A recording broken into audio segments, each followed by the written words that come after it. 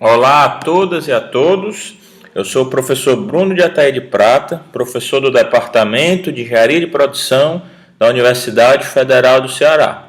Essa é a aula 3 do curso de Ética e Legislação, uma disciplina lotada no Centro de Tecnologia da UFC e ministrada pelo Departamento de Engenharia de Produção DEPRO para todas as engenharias. O assunto dessa aula é ética profissional. É pertinente destacar que os slides que foram base dessa videoaula serão disponibilizados abaixo na descrição no YouTube, ok? Também é pertinente destacar que o aluno não deve se restringir a estudar pelos slides e pela videoaula. Esses são dois materiais de apoio para que o aluno se aprofunde, ele necessita ler material bibliográfico de maior consistência. Então, a nossa aula é composta dos seguintes tópicos.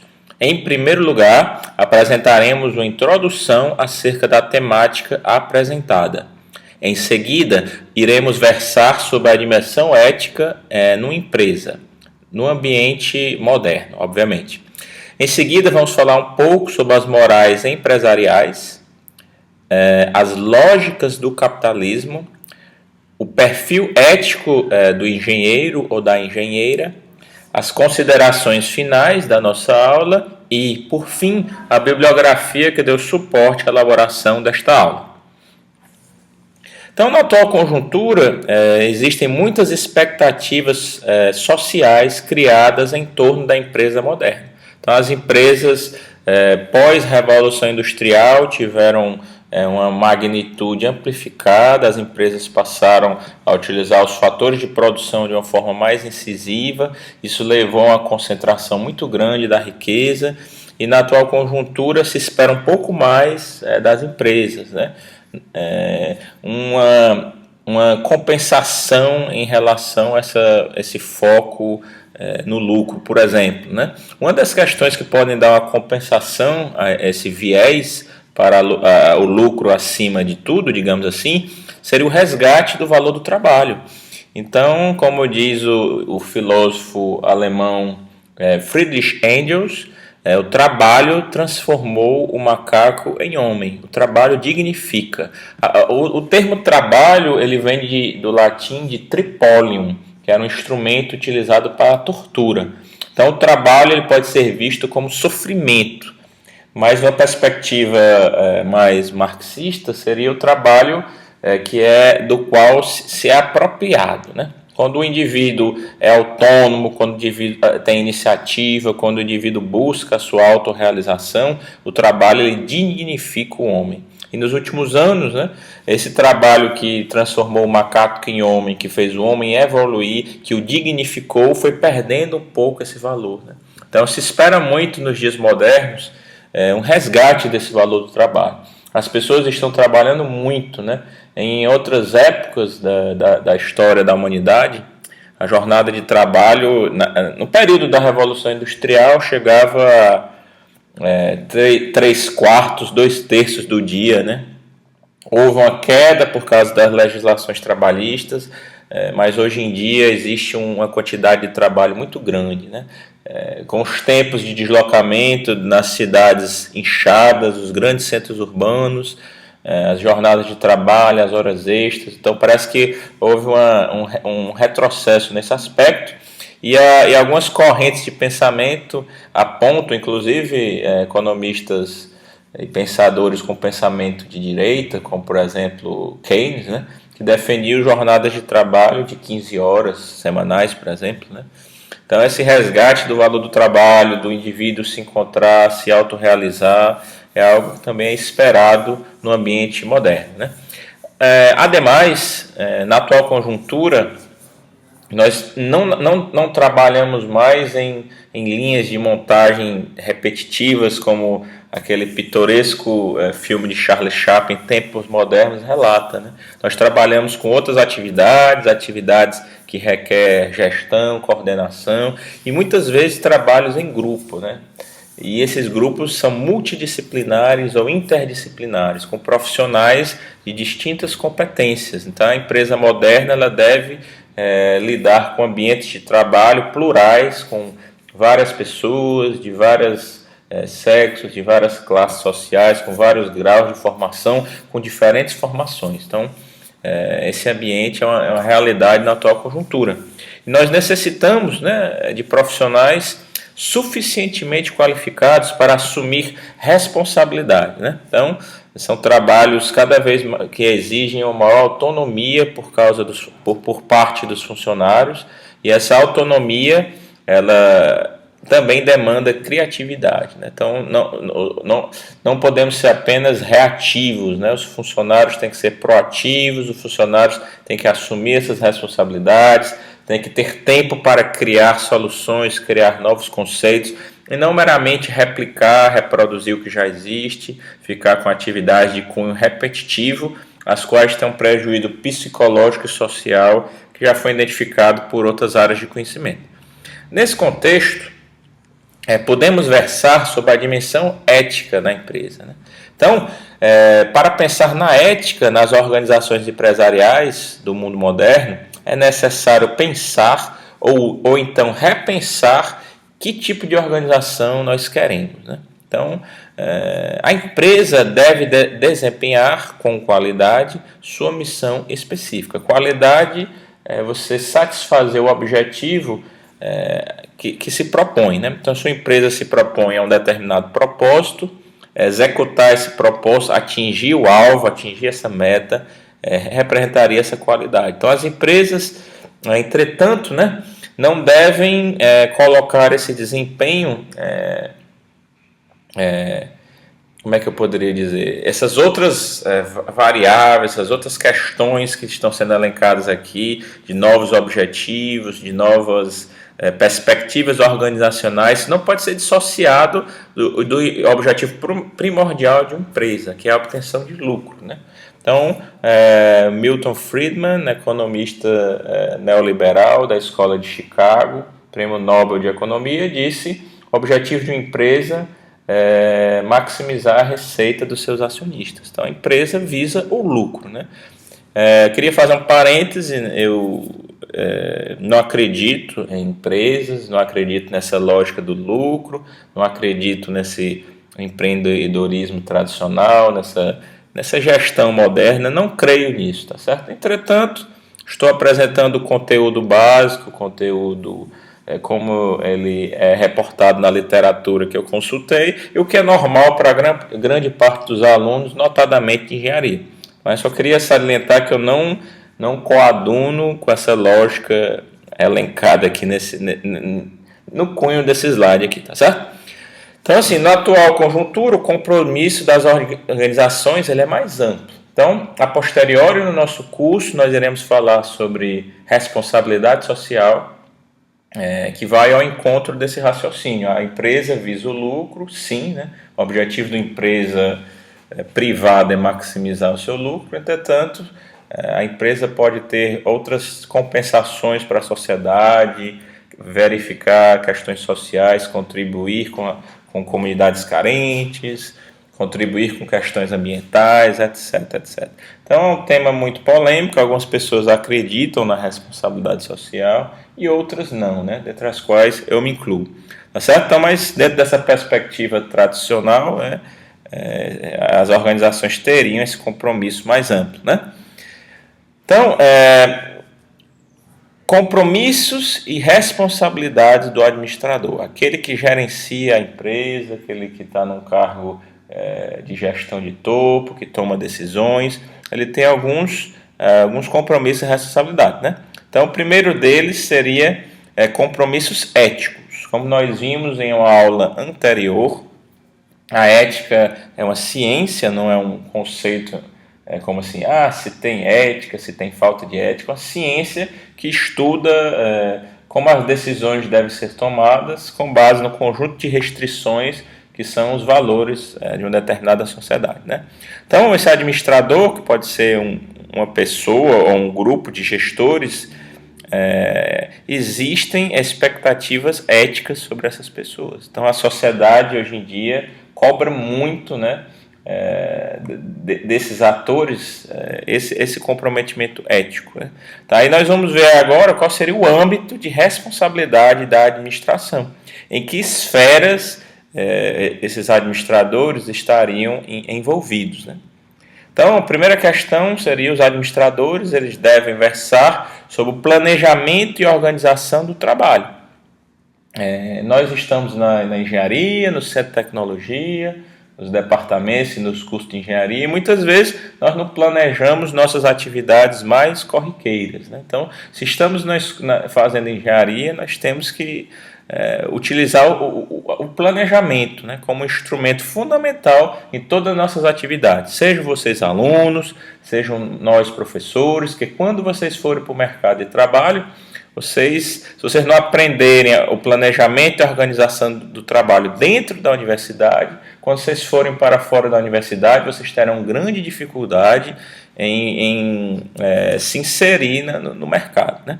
Então, o planejamento ele é fundamental. Então, no planejamento e na organização do trabalho, poderão ser traçadas metas e definida a estrutura necessária para a execução e a distribuição das tarefas, de modo a tornar o trabalho mais produtivo e o trabalhador mais realizado e empreendedor, tá certo? Então, assim, é por meio do planejamento que nós podemos aumentar a produtividade, ou seja, o volume de produção ao longo do tempo, produzir mais numa mesma quantidade de tempo, por exemplo, e indo numa vertente mais qualitativa, incidir sobre o trabalhador, né? Fazer com que ele atinja a sua autorrealização e que ele também seja um empreendedor e que formate aí os seus conceitos, os seus projetos, os seus sonhos, né? Enfim, né? É o que está aqui no slide.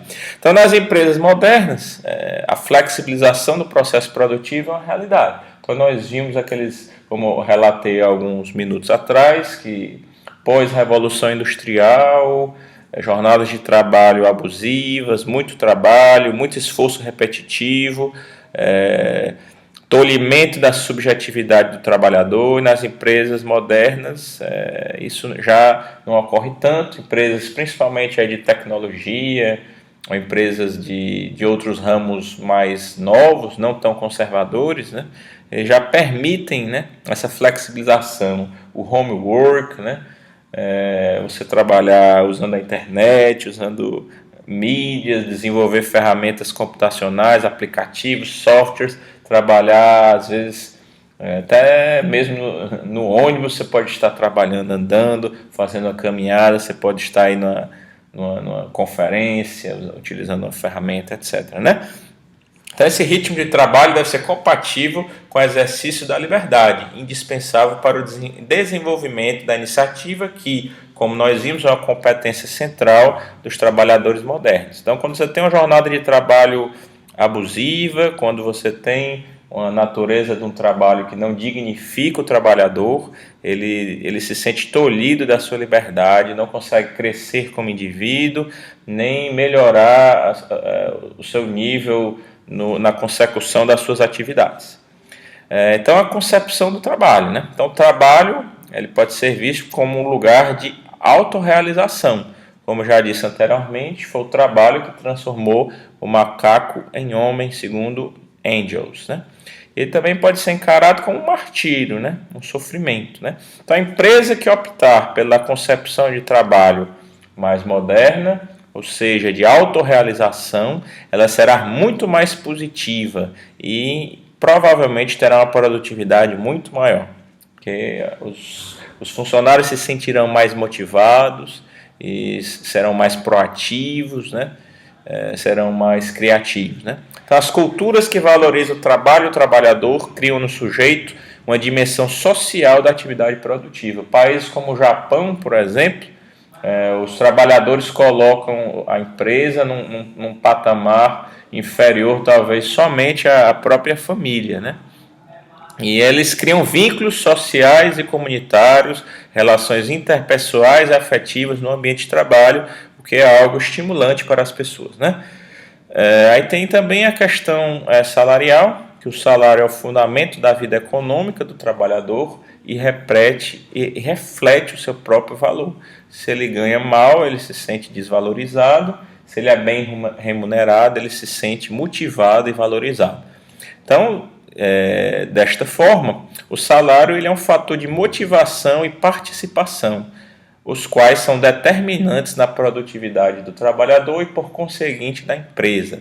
Então, o salário ele é uma variável que desempenha um papel fundamental na captação de melhores trabalhadores, de melhores funcionários, na idealização de uma empresa mais moderna, empresa mais competitiva.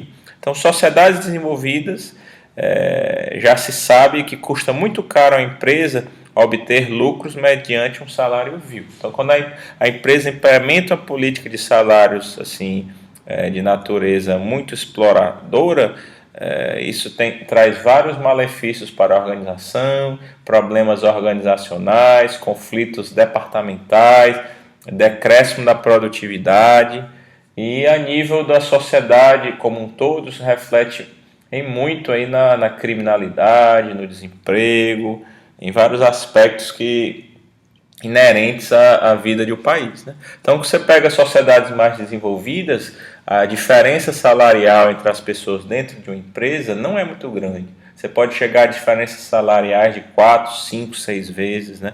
Em países escandinavos, países desenvolvidos, né? Países ordoliberais, né?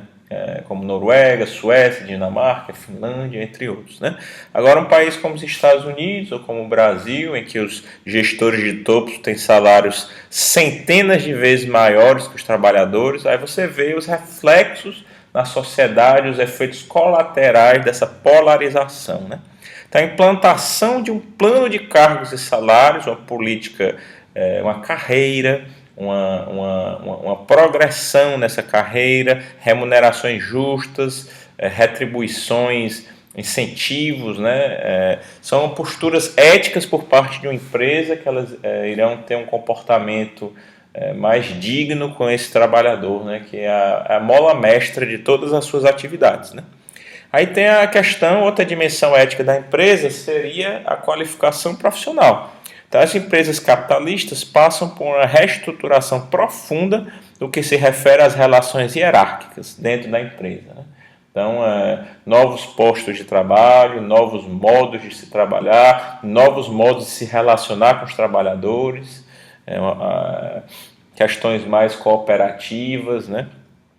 Não sempre questões tão normativas, né? Construção de soluções de uma forma mais participativa, empresas onde inexiste uma estrutura hierárquica arraigada, e também a legislação trabalhista, que tem avançado bastante no que concerne, em alguns lugares como o Brasil, retrocedido bastante também,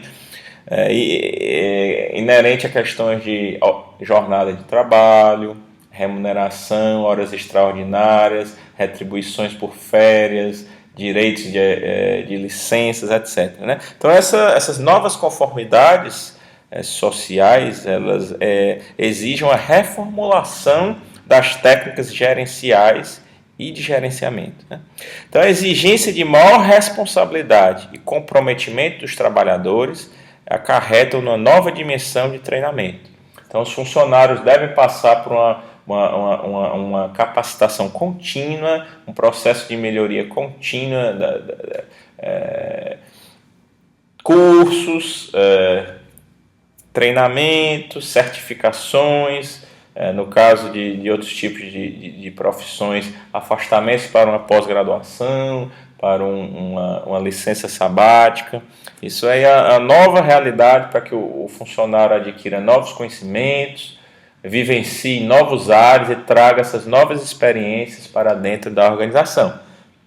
Nesse sentido, premente o desenvolvimento de políticas de recursos humanos na empresa. Então, as grandes empresas na atual conjuntura constam com departamentos de recursos humanos, né, com esse nome recursos humanos. A universidade, por exemplo, recentemente a universidade criou uma nova pró-reitoria, que é a pró-reitoria de gestão de pessoas, né, para valorizar as questões inerentes aos funcionários, né? Por exemplo, Aí nós vamos entrar agora no cerne das morais empresariais. Nós temos aqui uma ambivalência empresarial. Então, em economia competitiva, os empresários não têm como ignorar os interesses conflitantes dos stakeholders. Os stakeholders são os atores envolvidos no processo de decisão. Então, o que acontece? Esse capitalismo polarizador foi um movimento crescente de concentração que ele está avançando, dificultando a preservação da competição. Então, os liberais, as pessoas de direita acreditam que a competição, a livre concorrência, ela é muito salutar para a sociedade como um todo, a existência de um mercado livre, autônomo, em que as empresas possam competir livremente. Entretanto, o capitalismo acabou não consubstanciando nessa pregada liberdade, mas sim na concentração, as grandes empresas se tornando cada vez maiores, aglutinando as inferiores, e os negócios migrando para oligopólios e monopólios. Então, esses stakeholders eles podem se beneficiar de tratamento privilegiado, numa ordem hierárquica, que seria primeiro os acionistas. O interesse dos acionistas deve ser salvaguardado em primeiro lugar, numa empresa moderna. Em seguida, os clientes. Então, você veja que o foco da empresa não é a satisfação do cliente, né? Segundo algumas perspectivas mais modernas, é a satisfação dos acionistas, né? Veja bem. Então, em seguida, os gestores, né? E os trabalhadores qualificados. E os demais estão fora da seleta lista, né? Então, aqui nessa figura, essa ambiguidade empresarial, existe essa hierarquização, existe um cacife positivo, seriam os acionistas, gestores, clientes e trabalhadores qualificados, que eles são tratados com lisuras por questões estratégicas dentro de uma empresa.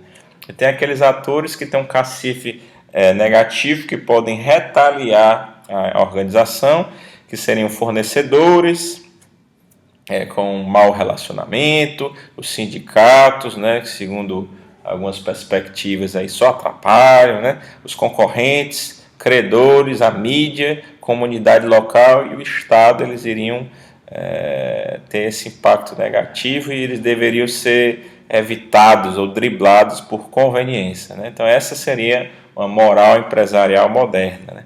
Não necessariamente é uma moral empresarial ideal, não é mesmo?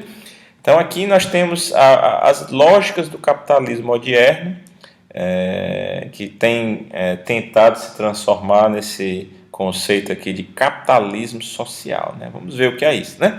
Então, assim, o mercado ele opera sob égide do risco. Então, nós vemos que o mercado financeiro, o mercado de capitais, essa concorrência exacerbada entre as empresas, existe um risco inerente.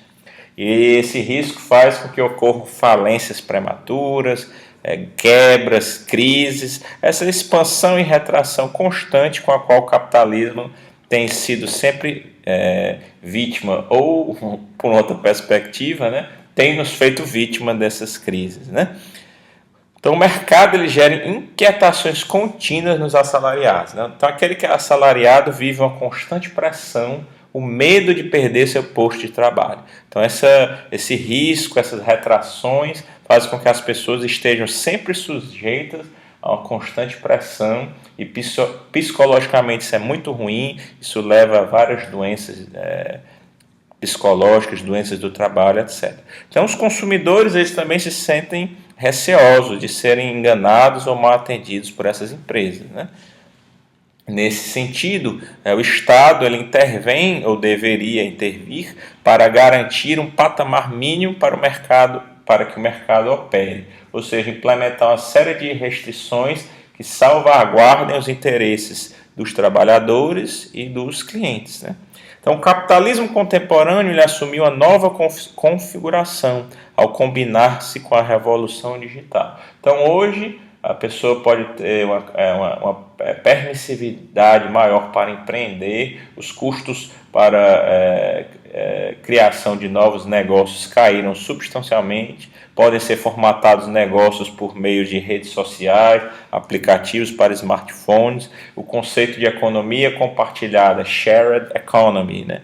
Que vai dar uma guinada, ou está dando uma guinada no capitalismo contemporâneo, para ele migrar talvez para um novo modelo, no qual essa relação de exploração entre o assalariado e o empregador seja mais atenuada, ou talvez seja mais agravada. O exemplo disso é a empresa Uber, que para alguns seria uma libertação dos trabalhadores, mas que na verdade tem se mostrado um incremento no controle e na opressão para esses trabalhadores. Mas enfim, não ingressarei nessa polêmica seara. Então nós temos aqui nessa figura que as empresas, numa perspectiva oligopolista, seria um capitalismo excludente, poucas empresas detêm o mercado, e outra em que existe essa interação, esse mercado livre, competitivo, e as empresas competem livremente, né? Então nós temos uma lógica econômica no primeiro caso, e no segundo caso desse capitalismo social, as empresas têm uma lógica mais direcionada para a ética,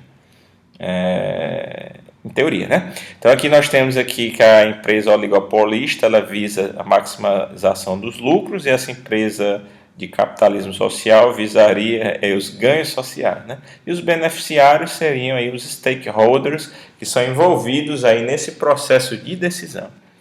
Então é pertinente destacar, dentre as lógicas do capitalismo, que nós temos no âmbito dessa empresa cidadã, que seria uma empresa que assume um compromisso com o bem-estar social, ao converter parte dos lucros em ganhos sociais. Nós iremos regressar a essa temática como nós falarmos em responsabilidade social. Algumas pessoas vão dizer que isso é uma frente interna e uma frente externa dessa empresa cidadã, seriam a cidadania organizacional, relações liberais de poder, distribuir esse poder, despolarizar, pluralizar, ser corresponsável tecnicamente, participação nos lucros, nos resultados, né? Por outro lado, seria uma frente externa, esses direitos sociais para teria essa contrapartida para os stakeholders, e essas ações ecologicamente corretas consubstanciariam benefícios para a sociedade como um todo. Então a empresa cidadã faria isso, né? Só que a empresa cidadã faz isso porque isso é algo bom, ou a empresa cidadã faz isso porque o marketing social vai maximizar os lucros dos seus acionistas, né? Algumas pessoas hão de crer na segunda hipótese, dentre elas eu mesmo. E temos aqui um lembrete aqui, que existe uma distinção pertinente, né? Nós temos a moralidade, que está num prisma cultural e simbólico, e os stakeholders poderão impor sanções sociais, né, de cunho moral, quando restrições de cunho moral forem infringidas. E temos a dimensão da legalidade, que seria uma dimensão político-jurídica, né, uma questão institucional. Caso a empresa transgrida essas restrições, ela vai sofrer sanções legais. Então nós temos aqui a morais comparadas das empresas. Vocês podem, lembrando que essas figuras que eu estou apresentando nessa aula foram retiradas do Cyril, e estamos aqui indicando aqui a fonte e as páginas corretamente. Então assim nós temos, no que diz respeito à figura morais comparadas, nós temos aqui um darwinismo social, que ele é considerado antiético, essa questão da sobrevivência do mais forte, simplesmente, né? Nós temos aqui um idealismo purista, no qual é uma ética da convicção, as pessoas acreditam, né? É um outro caso extremo. A moral e a integridade brasileira, por exemplo, e a moral puritana norte-americana filiam-se à chamada teoria da convicção, e atesta o seu idealismo purista, né? Enquanto a primeira sentencia que tudo é proibido, salvo o que é permitido, a segunda julga que nada é permitido que não seja explícito, né? Então, isso aí é uma questão diferente, né? Então, as morais brasileiras, né? A moral da parceria empresarial brasileira, ela filia-se à teoria da responsabilidade, né? E reproduz o seu realismo pragmático e ensina que nada é permitido que prejudique os outros, né? Então você vê que se não está prejudicando ninguém, eu poderia, em tese, infringir a lei, né? Se eu negar o imposto, né? Estou prejudicando ninguém, né? Ou estou, né? E temos aqui a moral de sucesso norte-americana, né, que expressa um darwinismo social da natureza antiética e que advoga que nada é proibido aos vencedores da vida. Então, vocês veem que há uma escala aqui crescente aqui de comportamento, né? O idealismo, realismo, pragmatismo, darwinismo, né? Então, essa é uma questão muito interessante que pode ser aprofundada no nosso material bibliográfico. Então, nessa figura 6, apresenta um jogo das ambiguidades. Nós poderíamos utilizar esses quadrantes para aferir as nossas decisões, né?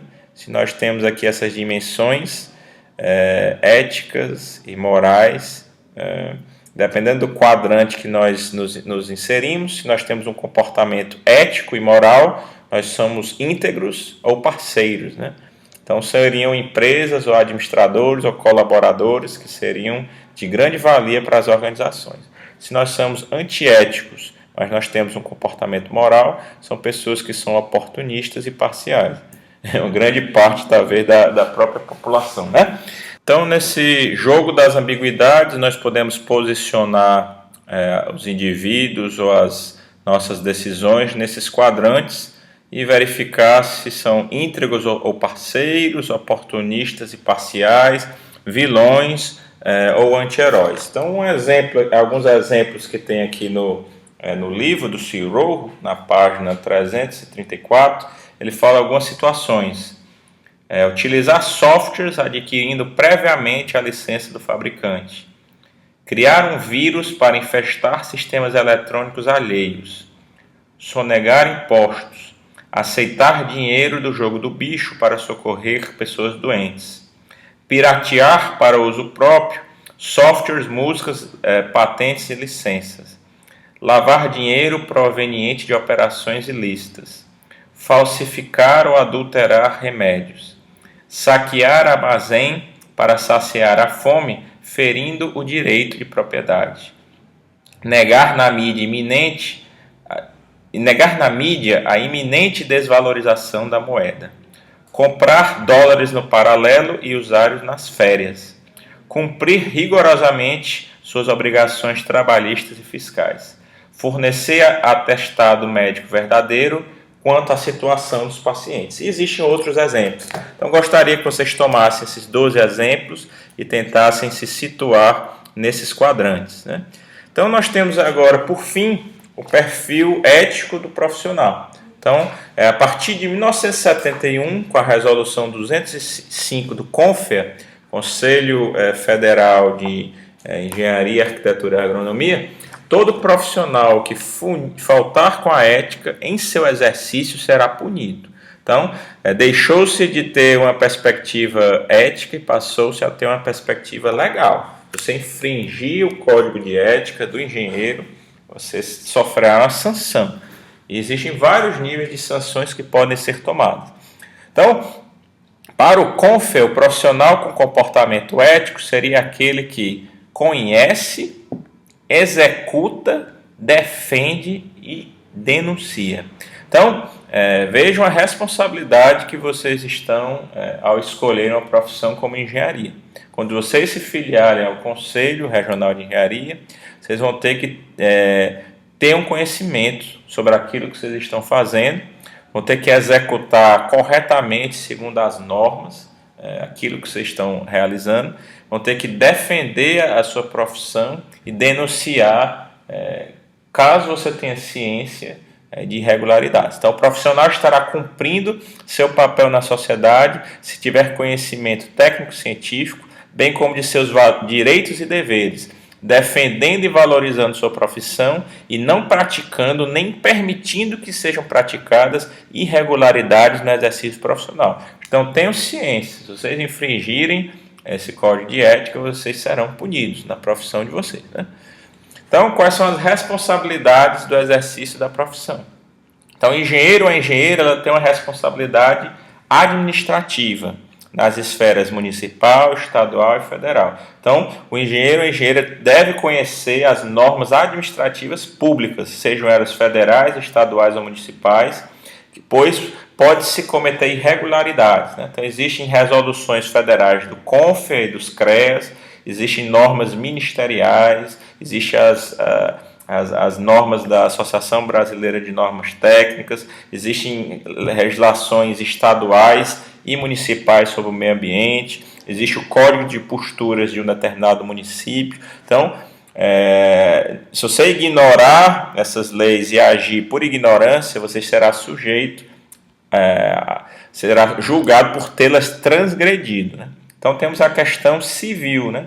O profissional, a atuação profissional está subordinada à legislação civil, ou seja, tem responsabilidades da ordem contratual. Devemos lembrar que os projetos de engenharia existem cláusulas contratuais, e essas cláusulas têm um enorme poder em qualquer instância judicial. Então, o contrato ele deve ser claro, específico e cumprido, né? Não existe unilateralidade, tem que ser cumprido de duas mãos.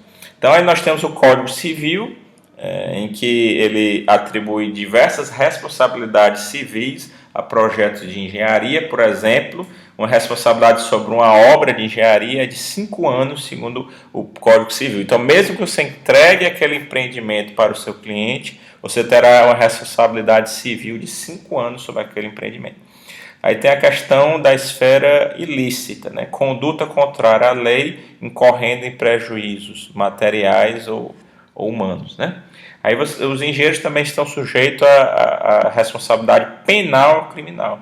Quando a ação de seus atos resulta em danos à pessoa física. Esse dano poderá ser doloso, quando houver intenção de prejudicar a pessoa, o que é um pouco mais raro no caso da engenharia. Em geral, ele poderá ser culposo, quando não houve intenção, mas ocorreu o problema, né? Então, essa culpa ela pode ser caracterizada de várias formas: por imperícia, quando o profissional não estava tecnicamente preparado para executar aquele trabalho, que acabou causando um acidente; por imprudência, quando o profissional tinha o conhecimento técnico, mas se submeteu a riscos desnecessários que redundaram a danos à pessoa física; ou a negligência, quando o profissional procedeu com desleixo em um trabalho técnico, podendo causar acidentes com danos à pessoa física. Ademais, a responsabilidade do exercício da nossa profissão está relacionada com a esfera trabalhista, pois a legislação trabalhista brasileira possui vários aspectos de ordem, por exemplo, acidentes do trabalho, previdência social, né? Então, você é responsável por outros trabalhadores, o engenheiro, nas suas diversas competências, ele vai ser julgado nessa esfera. Também temos questões éticas, como eu disse para vocês, foram apontadas na resolução 205 aí do CONFEA. Então, nessa aula, nós abordamos aqui a ética nas empresas, vimos que as empresas modernas demandam expectativas da sociedade, uma valorização do trabalho, uma nova valorização do trabalhador, por exemplo. Vimos que as empresas elas têm códigos morais e nem sempre esses códigos morais são alinhavados com os códigos morais da nossa sociedade. Vimos que o capitalismo moderno tem uma lógica direcionada para o lucro, mas o capitalismo social ele pode mitigar alguns problemas dessa concentração excessiva. E vimos aqui a ética profissional, alguns aspectos inerentes aos engenheiros, as esferas que ele deve estar ciente ao tomar as suas decisões. Então essa foi a bibliografia que nós consultamos para a elaboração dessa aula. Então agradecemos a atenção de todas e de todos e até uma próxima oportunidade.